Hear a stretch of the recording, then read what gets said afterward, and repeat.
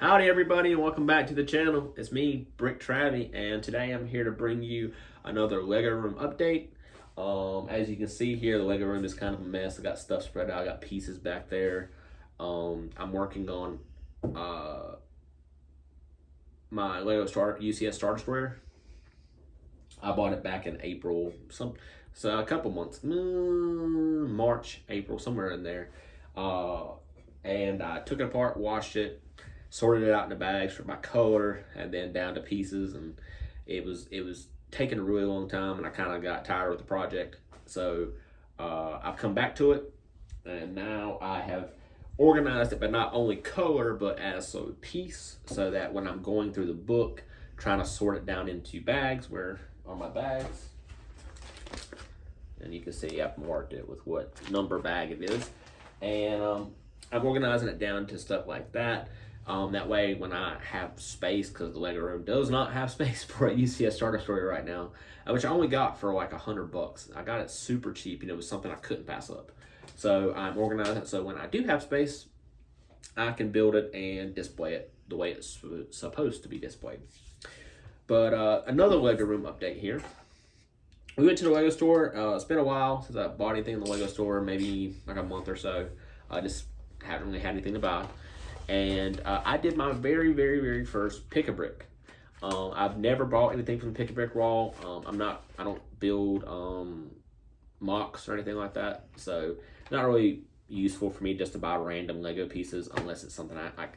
I've done it where from the catalog, where if I've had missing sets in older builds, then I've done it like that before. But I've never just picked up a box of random ones.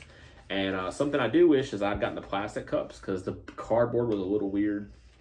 But something that I have been looking at for a very long time now is my Lego minifigures. I dropped my charger off there, so that's what that was. But you can see here, you actually see in the reflection the instruction manual on my computer for the Star Destroyer. So let me shut that so you can't see it as much. But yeah, so that's the character displays that I have for my minifigures. You can see I'm missing one because I just pulled it out. But I really like these. They're pretty cool. They're just expensive from Lego, but it is an official Lego product, and that's why I like them so much, because there's a lot of good ones from like Scobo Designs and Brick Minifigures. There's a lot of really cool Lego displays, but I just like this one because it's official Lego. But they're like $33 for 16 figures, so it's kind of like it adds up very quickly, because I have 1 2 3 4 5 6 7 8 9 I have 10 of these right now at $33. I mean, it's almost $300 worth of displays, and maybe 150 figures, so it's a lot. So something that bothers me with these is that you place your figure on a stud, like a 4x4 plate. So I have been looking for the feet wedges. Now you can buy these on the Lego catalog and on Pick-a-Brick, and they are like 12 cents a piece. So it's a very expensive piece. I mean, I know it's not 20, 35 cents a piece, but when you're racking it up and needing like 150 plus, I mean, it comes up to like $25. So, and that's just for the figures that I have and the ones I have on display, not for future ones. So I was really hoping they'd put this little wedge piece on the Pick-a-Brick wall, or at least the ones I've seen. I've been to quite a few Lego stores, and I guess it's just not a brick a lot of people use or would need for anything like that. So I went there last night, and you can see I just broke the seal on this earlier. But I got a piece that might work. I don't think it's going to have the same effect as that one does, because it slides in very easily, and this one does not. But I did test it in the store, so I know it fits.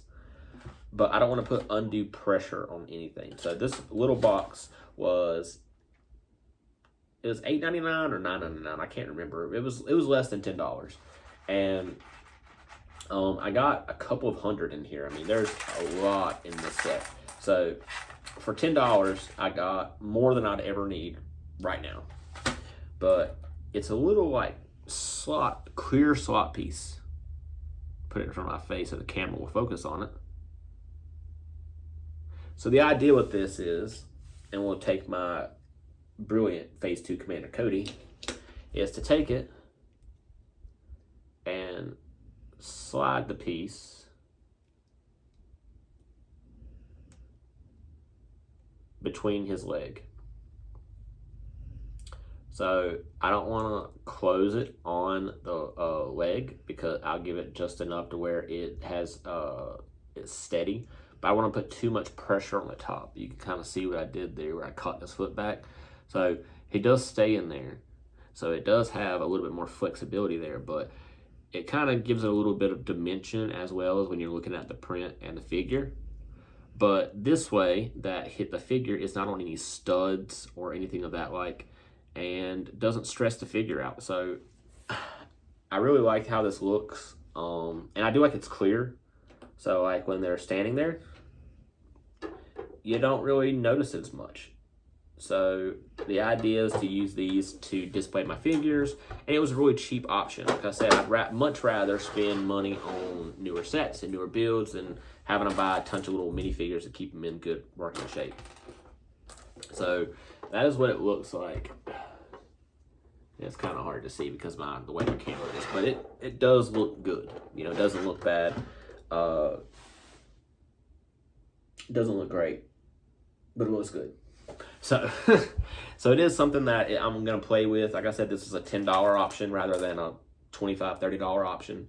So we're going to play around with it and kind of see what we can do with it. I might do just one for now and kind of stare at it for a while, and then based on if I like it or not, we might do some more.